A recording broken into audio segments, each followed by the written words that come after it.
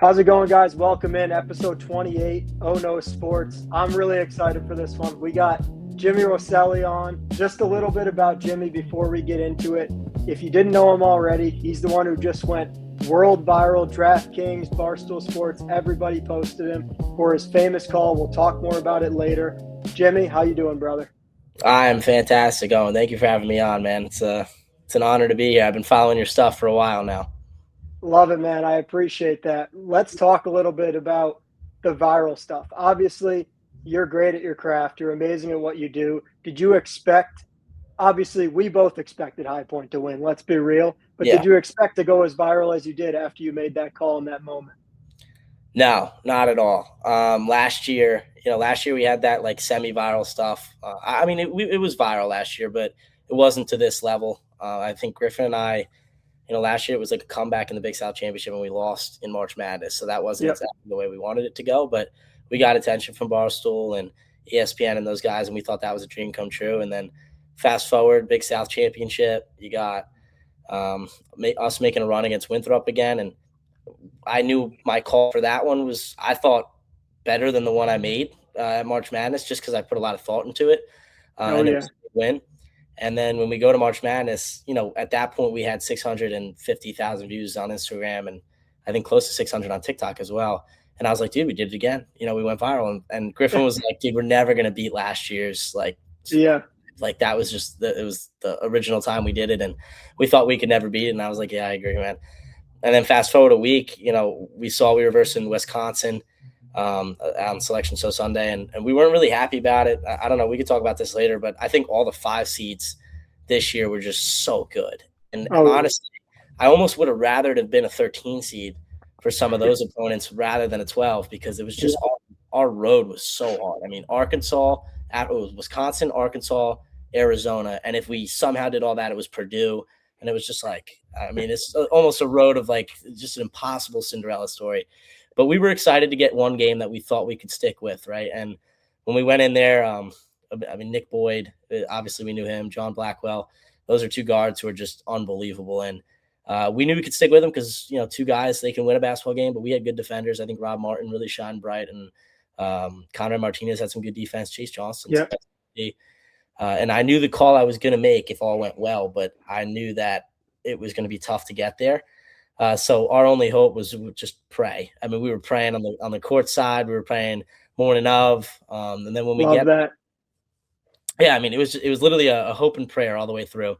And once we got that call, and it was such a good game, I just let all the emotion out. And you saw Griffin in the video, kind of, screaming, going crazy, which is Hmm. always his thing. And then I'm trying to keep composure while getting this out, while losing my voice because it was such a good game, and I'm getting beer splashed on me behind me, and you can see it if you watch the video back. You'll see my shoulders go up.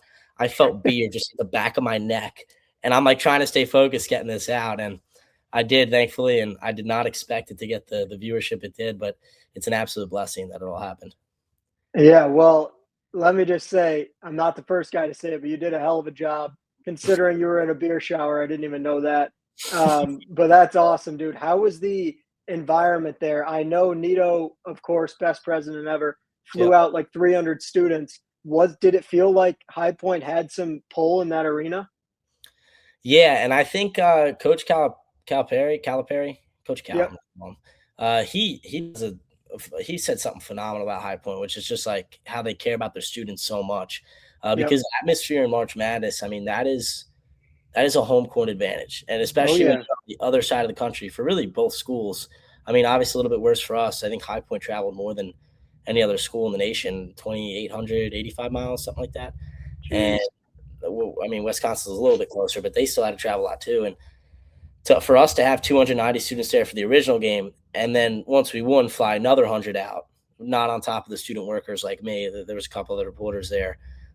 We were close to 400 students just chilling in the arena, going crazy. And I think the home court advantage for us has always been big. I think the Cubane Center being the nicest arena in the Oh Big yeah. Conference is just a huge advantage because the way it's designed to echo from the roofing to the court, and the Yep. way the stands are shaped, it's like it's perfect for the echo and just getting in the head of the opponent. And I think it really contributes to how many wins High Point's had at home. They've been a great home team, and when they play in a NBA arena for the first time, Portland's arena, the Moda Center, that is a tough place to get used to because higher stands, bigger stadium. But Yep. those 400 students, I mean, they brought the energy, and I think that definitely credits our first. And honestly, you can credit to us sticking with Arizona as well. I mean, Yeah, that game against Arkansas was I literally felt like I ran a marathon afterwards. I can't imagine how being courtside felt. Um, yeah, I mean, what a run by High Point. It was incredible. We could probably talk about it for a full hour, like literally just me and you, because we're such basketball nerds. yeah. But I want to ask you about obviously becoming an announcer. Was it a thing that you had always dreamed of? I'm sure you played sports growing up, but when did you decide that this was something that you actually wanted to pursue? Well, I started when I was a kid. I used to play knee hockey with my friends, Oh yeah. and we used to just, I mean, slap each other with those sticks. But when we were playing, I always used to start broadcasting it. And it was me, my childhood best friend, and it was always there were two other guys from the friend group at some point would show up and we'd do a 2v2 in his basement or in my basement. We used to build a court or a rink, I should say, and use the boards. And I would always just start narrating who had the puck and what they were doing.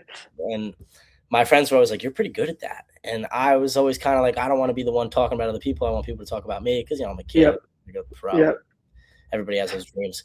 And then my parents, we were big Ranger fans growing up. I was a big Sam Rosen fan, former player of Okay. the Rangers, just Oh retired. yeah. Sam Rosen used to be like my biggest idol. It's a power play goal, all that stuff, all of his go-to Oh set. yeah. And I used to broadcast the Rangers. We used to put it on mute, and I would broadcast the game with my parents right next to me. And they were like, "You got to do this." And I was so against it. Like, I didn't want to do it, but I was just scared of admitting to my passion for it. And then Hmm. I got into stand up comedy at 17 years old. I used to go around Long Island doing stand up. And that's when I started to get comfortable with the mic and get comfortable with performing. And from that point on, I decided to take a shot in broadcasting. I started the class at my high school. I was like the lead anchor and writing all the shows and the scripts for everybody. They would help me with the editing stuff. I wasn't really tech savvy at the time. I'm still not tech savvy, but I'm a little better now. And I ended up doing that for a year.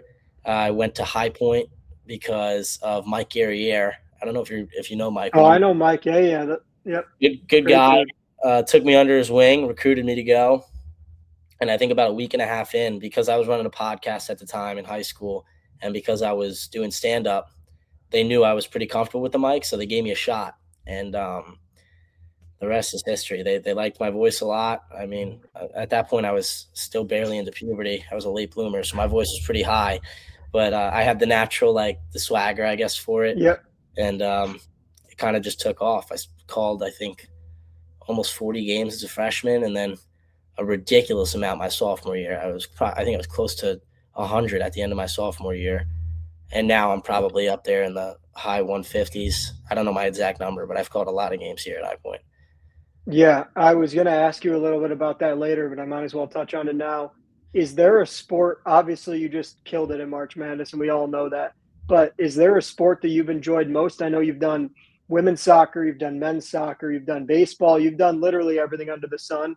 Is there one that you're like, hey, I think this might be my passion?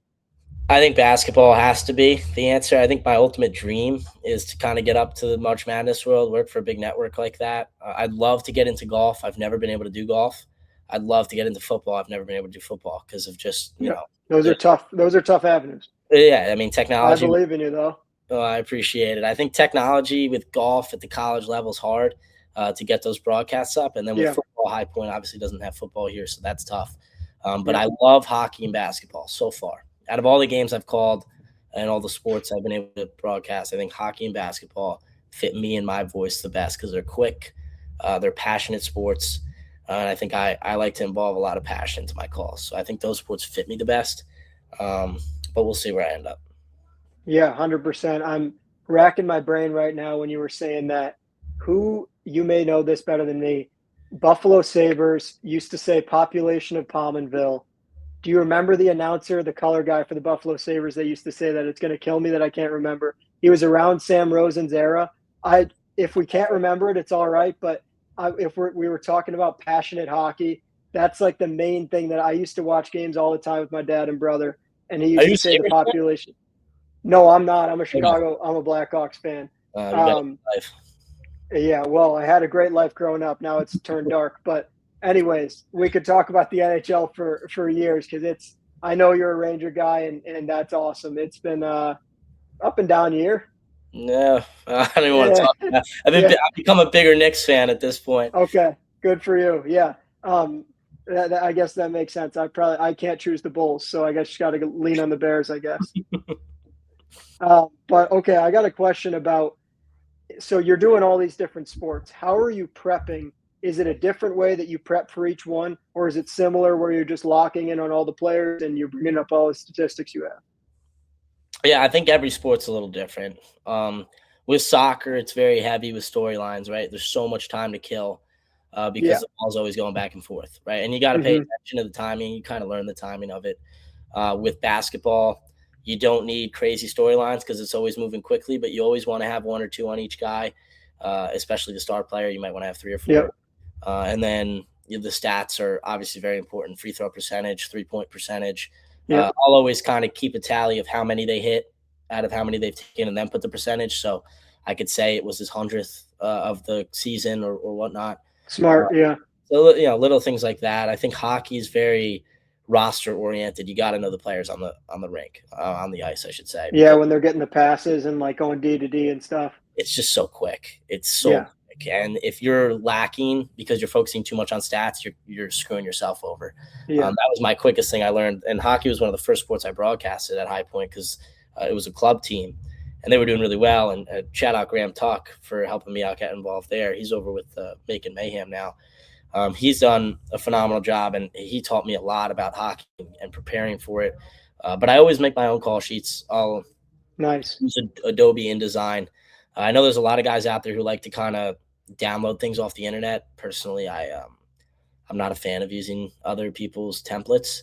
I Yeah. want to use everything on my own, so I'll adjust it depending on the sport. If I need more space, I'll make the boxes bigger, or use a bigger page. Yeah. I'll go back and forth between 8.5 by 11 to 8.5 by 14.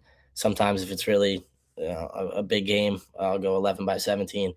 But I try not to do that one too much because it's a big paper It's a lot of information. Yeah. desk. But yeah, it depends on the sport.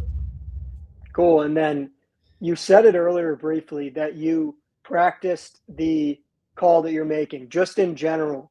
Do you practice and play out in your head, if this guy scores, I'm going to do this? Or say in hoops, if a guy hits an M13 with 20 seconds left, I'm going to say that. Do you practice that beforehand?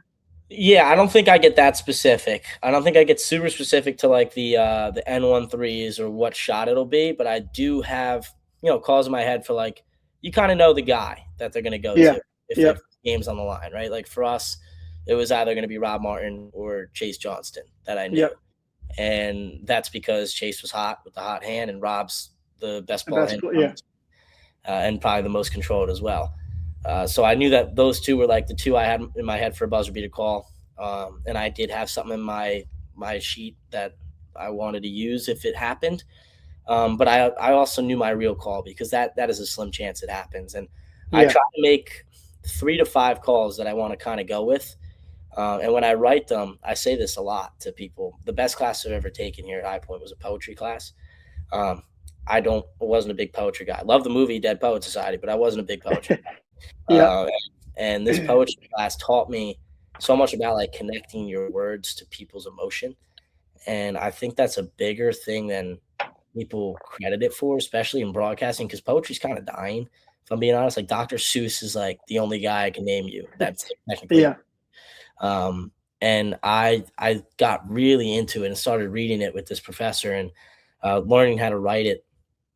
And I realized that this class could like save me with my calls, and Oh really yeah. could change the world of broadcasting too. And I mean, I'm far from changing the world of broadcasting, but they're all very focused on like English and writing. And I think that's a big part of it is being able to use good vocabulary and make sure you're saying the right things and changing what your terminology is throughout the game. But I also think like when the big moment comes, you want to make sure you're saying something that connects with people. And I said that in the New Yeah. York Post interview. When I write my calls, I don't want them to just be clever and witty. I want them to connect with you. And that's Yeah. put a lot of thought into them. So with the Big South Championship, High Point returns to royalty, kind of poetic because it's the double R. And then the purple and white shine bright's a rhyme. So that's a ABA or whatever that is, rhyming technique in poetry. And then the original call, Oh, What a Feeling, comes from my Nana, who used to say that for underdog stories. Whenever the underdog would win, she'd scream, "Oh, what a feeling!" And obviously, sadly, she's passed. But I try to honor her with that call, and that's something we came up with this summer. Me and my family, we were thinking of like a slogan because Mike Breen's got bang, Oh uh, yeah. Iron Eagle, with the oh yeah at times. Gus Johnson always comes up with something new. So everybody has their own little spiel that they like to go with, and I really wanted mine to be "Oh, what a feeling," and I'm happy to see it connecting with people because now it's on our merchandise. That a Yep. company reached out to help us create. So there's just a lot going for that. Oh, what a feeling call. So I'm a big fan of that one, and I'll always involve that in the big calls now from now on. If it's a big game, obviously, I'm not going to say it for a regular season win where it was Yep. need a 60, but I'll say it for a game like March Madness or the Big Oh South yeah. Championship. And then, like, you look at the Cinderella story, throw on the glass slipper. It's a Cinderella story call. That one was completely in my head for so long. That was in my head, I think, since last year, because it's such a classic. Like, you think everybody would have said it by now, but nobody has. Yeah. And I think everybody kind of connected with it. And then the round of 32, High Point breaks through. We'll see in the round of 32, another rhyme, poetic rhyme.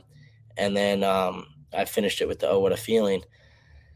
That's just, to me, that was a very poetry heavy call. And I think I pride myself in that. I won't say I'm Yeah. the greatest broadcaster on the planet because I'm 20 years old and I am a junior and I have plenty to learn, I'm sure. I know I have plenty to learn and plenty to get better on, but I do think that that's where my strong suit sits. So, yeah, I do take the time to write my calls, practice my calls. I wouldn't say I stand in the mirror and practice them. Yeah.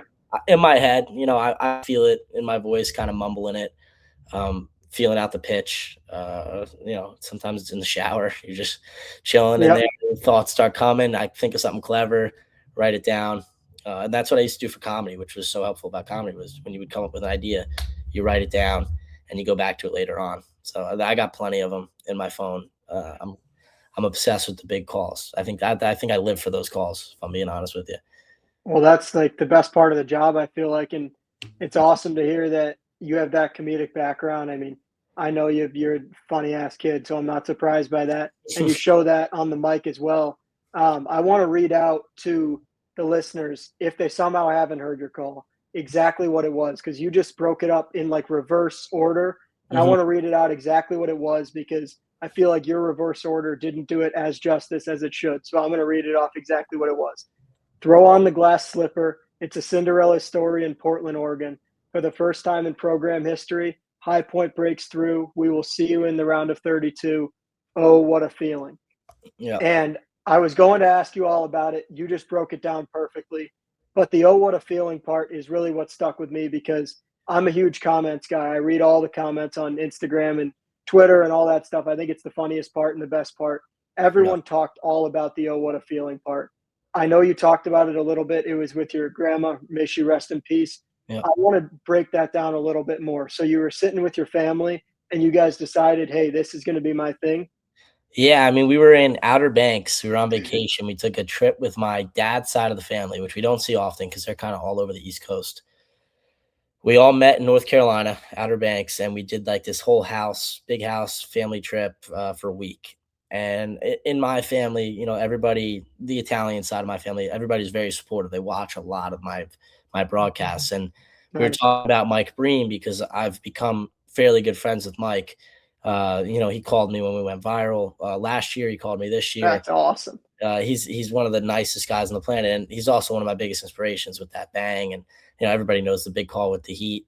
So Oh, it's just yeah. it's a lot there to be happy about when he calls me. And I wanted to come up with something after last year's call, and my family and I were all sitting on the deck, looking over the ocean, and we're talking about slogans that I could use. And one of I think it was my uncle Frank, said, what about Oh What a Feeling? And everyone was like, "Oh my gosh!" And they started to say like throughout the trip, "Oh what a feeling, oh what a feeling." And we ended up taking it. I said, "I'm going to use it. I'm going to save it. I'll put it in my back pocket, and one of these days I hope to use it." Originally, I was going to use it for women's soccer back in I want to say November when they won the Big South Championship, because I was there doing radio and they Yep. started the season 0-9. So my whole vibe that I wanted to Wow. go with was from 0-9 to Oh What a Feeling. But I had to leave. They ended up going to penalty kicks. I had the men's soccer semifinals game on ESPN Plus at 5 o'clock, and it was 3:30, and it was an hour and a half trip. So I'm driving 85 down the freeway, watching the game on ESPN Plus, going, "Oh my god, they just scored in one." I missed my moment. Yeah, I missed my moment, and I had to leave because my producer was calling me saying, "Hey, where you Yeah. at?" And I was like, "I'm on the road. I'm on the road." I was not on the road yet, and so I'm whipping down whatever that road is, I-85, and I'm coming all the way from Matthews, North Carolina to High Point. I get there, I think at 4:50, 10 minutes before airtime. I told him we were gonna have to go live. Sometimes they'll pre-record. We go live. I walk in there, putting my tie on. It's like 4:55. Put my headset on. Say, "Hey, I'm here. I'm ready to go." 5 minutes later, 10, 9, 8, 7, 6, 5, 4, 3, 2, 1. Jimmy, take us away. I'm on air for the men's semifinals game for men's soccer. And Wow. the whole reason I left was because, you got to put ESPN Plus over radio, right? Yep. But I look back at that, and I was talking to one of the women's soccer players today about it, Ellie Hammer. And I was saying, I said, I kind of regret not staying. Like, that could have been a call that got some views too. Now, granted, I can't be mad. I mean, when you look at my Instagram, all three calls I've posted have gotten good views. Um, Yep. from last year's the Big South Championship this year to March Madness, only three I've posted. And I think it'd be wrong of me to like live off of that, but that Yeah. was the first time I was going to use it. And when that fell through, I didn't get a chance to use it till March or till the Big South Championship. And Yeah. I remember just sitting there praying to my Nana that I could use it. And we ended up winning and did it again in March Madness. Said, just give me one. Just give us one. I don't care about a run. Just give us one. Yep. And here we are, 3.2 million followers later. Hell yeah, dude. That's awesome. That's pretty amazing to hear, and it's great that it stemmed from family. Like it's such a cool story, and also so insane that you said Mike Breen is like a personal connection, because I literally had in my notes, make sure that I wanted to ask if you ever thought of inspirations like Kevin Harlan, where he's like, got it, Mike Breen, bang. Like those are things that we've grown up on. We're both hoops fans. Yep. And in basketball, I feel like it is the thing. Like every single popular commentator, every announcer has their thing. And Kevin Harlan's voice, smoothest voice on the planet, but Hmm. he still has his thing. And it's funny you say you know Mike Breen and you know him personally. That's even cooler. He seems like the best guy ever, and he's incredible at what he does. So that's a perfect inspiration for you. But you're answering my question for me, and that's pretty awesome.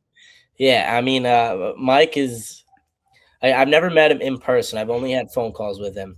Okay. I mean, even over the phone, you can tell he's just a genuine guy. He started off, he gave me advice back last October, and then fast forward 6 months, we went viral. Gave me a phone call out of the blue. Uh, Yep. was awesome to talk to him, and then I always leave him alone. I don't text him or anything. Yeah. Just I'm sure he doesn't even have my number saved, uh, because I'm not important to him. He's got way bigger things going on in life, bigger fish to fry. Yeah. So yeah, I wait out, and see what happens. And then he saw the video again, gave me a call, and it was just awesome to hear from him. And I got last year I had more, I want to say broadcasters reach out. Bob Rathbone of the Atlanta Hawks, I got to talk to. Yep. Who I play. And then we had Andrew Catalan, CBS Sports. I had just recently got to get close with Mike Greenberg. Get up. Wow. He's Yeah. awesome, Oh, yeah. a legendary guy. I've talked to him I've talked to him once. So just continuously kind of talking to these guys is Yep. a really good experience, and they have such great advice, such great people. But I also try not to never bother them. Yeah. want to 100%. I want them to block my number or anything, and I also got to hide the contacts so they're not under the right names in there. Yeah. It's all 100%. Yeah. I feel like that's fair and the right thing to do. Talking about all these different announcers and stuff, what would you say the hardest or most underrated skill that nobody knows is about announcing a game? I don't care what sport, just in general. The hardest thing about announcing one? Uh, Yeah, like just something that like I know a lot about sports. I watch sports every night, but I've never commentated on a game, whether it's soccer, hockey, basketball, never done it. I want to know something that's underrated that no one thinks about when they're listening. I think number one, we'll talk big games, keeping your composure. That's the hardest for big games like March Madness. Like when that audience is just, you can hear it through the headset. You feel like you don't even have it on, Yeah. especially when you're courtside. I think that's tough, but you learn to deal with that. The only way to do that is by being in those situations. I think the hardest thing about working on air with like national TV stuff, and I've never done national, but I've done ESPN Plus for a long time, and that's like a step down from it. Yep. That is all working with your producer and kind of being able to work on the fly, because you got graphics that we throw up there that sometimes don't always come up the way you wanted them to, or sometimes your monitor glitches and you can't see it. You kind of got to know what you're talking about before it comes on. So you got to read the rundown your producer writes. You got to make sure you're communicating with him. The chemistry between you and your production crew debatably has to be better than the chemistry between you and your analyst, because Wow. you want to make sure you're on the same page as the guys who in reality are like your offensive coordinators, right? Like you're the Mhm. quarterback, but your offensive coordinators are telling you what play to draw up, and you got to know what play they're talking about and also be able to execute that play.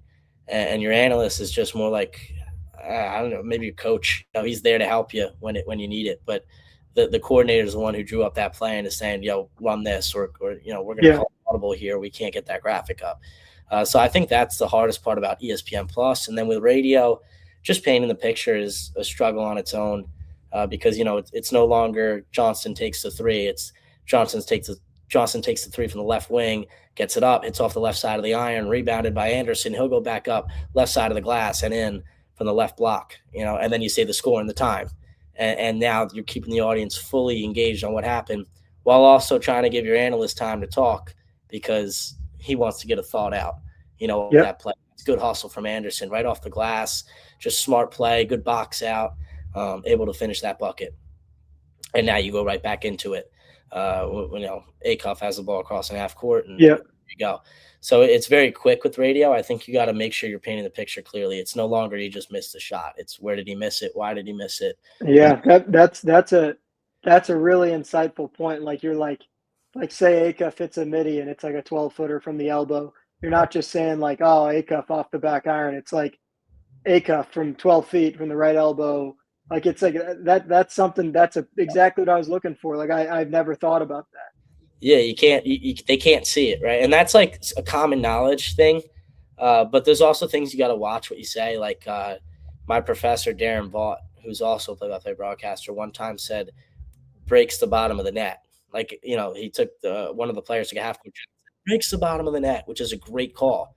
But he Oh even yeah. told me, he said, don't ever use that call on radio, which I'm guilty of so using that call on radio because I loved it. Yeah, But that's a great call. you can't say it on radio because your guys are going to think they actually broke the bottom of the net. Yes. I was like, that's actually very true.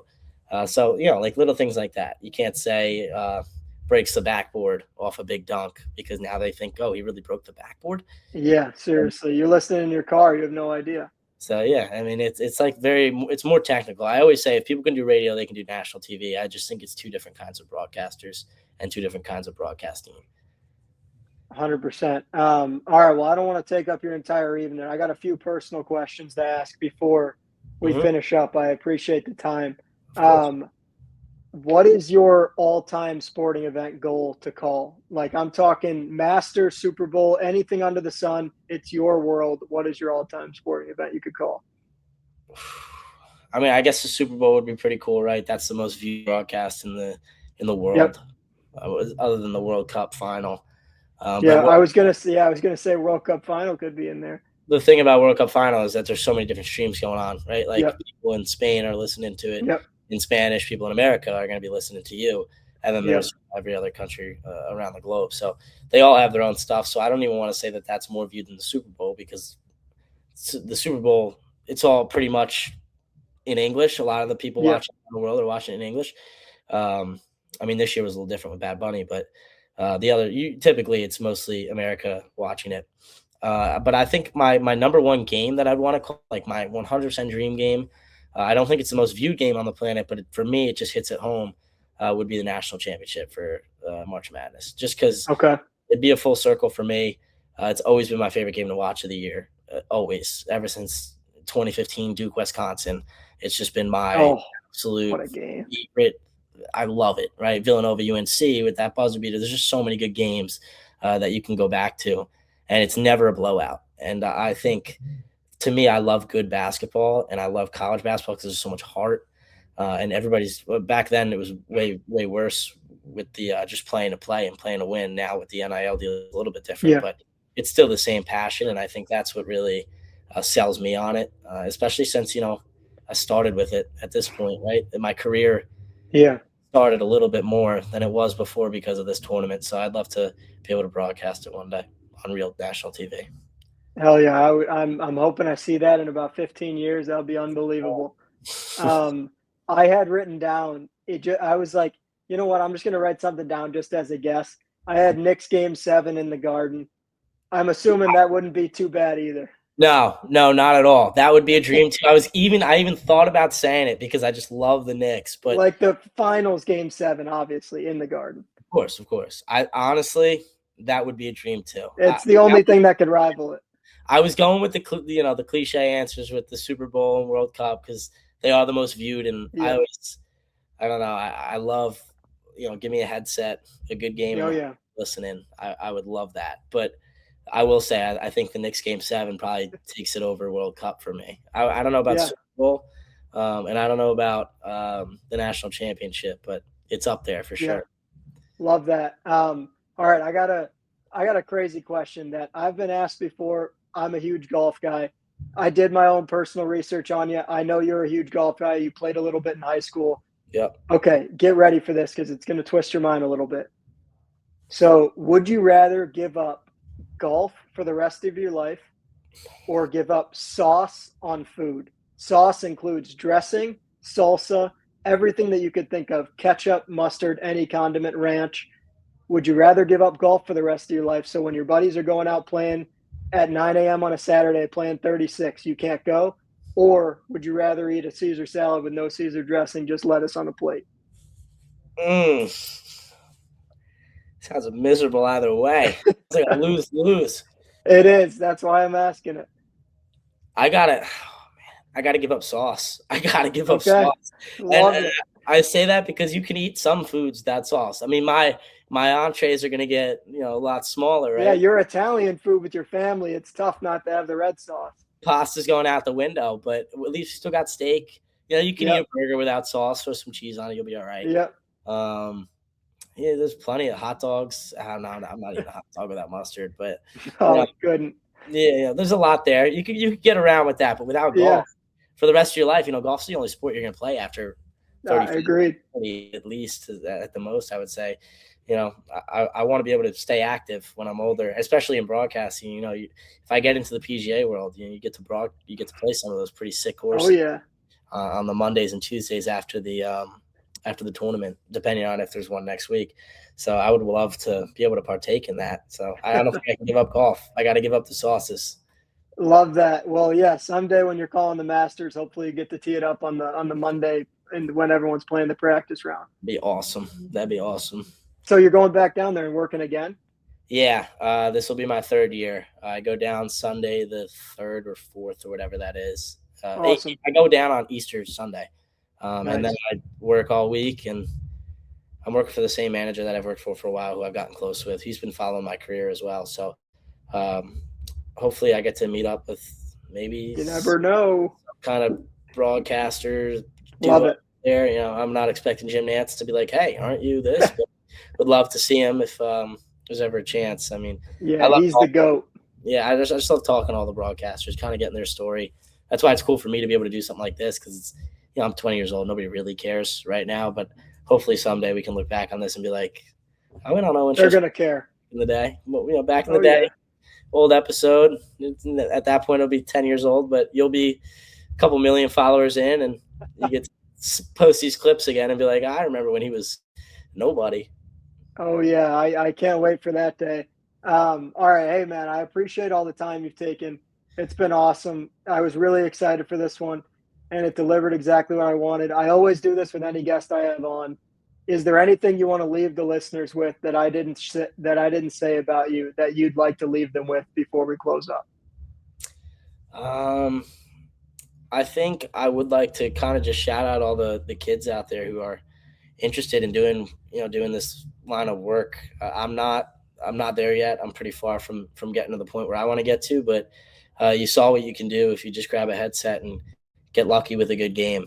Just do your prep and pursue it. I know a lot of people say that you need connections to get into this business, but I think it's the same thing with basketball. It's the same thing with baseball. If you're trying to get recruited, if you think you have talent, and I think if you think you have the work ethic, you're going to be able to do it. People are going to find you.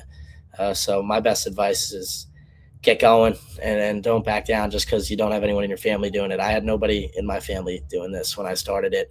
And I even said this with Griff, I think on Fox.